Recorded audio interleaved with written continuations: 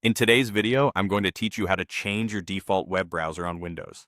If your links keep opening in a browser you don't prefer, setting a new default takes just a minute and ensures every link you click, from email, chat, or documents, opens where you want. First, open the Windows Settings app. The quickest way is to press the Windows key and the letter I together. If keyboard shortcuts aren't your thing, you can also click the Start button and type Settings, then open it from the search results. You'll know you're in the right place when you see the main settings homepage with categories like System, Bluetooth, Network, and so on. Next, go to the Apps section. Inside Apps, select Default Apps. This is where Windows manages which app handles everyday tasks, like email, maps, music, and of course the web.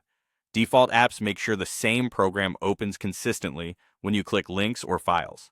Once you're in Default Apps, scroll down until you see an entry labeled Web Browser, or it may appear as Browser App depending on your Windows version.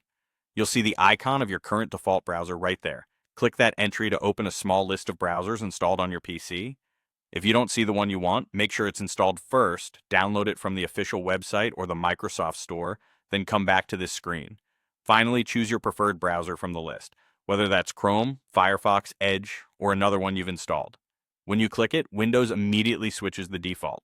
From now on, when an app tries to open a web page, it will use your chosen browser automatically. Some versions of Windows might show a prompt suggesting you keep the current default.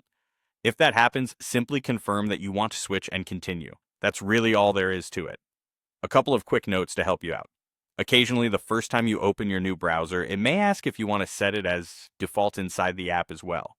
You've already done that in settings, so you can just confirm. Also, if you ever change your mind, you can return to the same default apps page and pick a different browser anytime.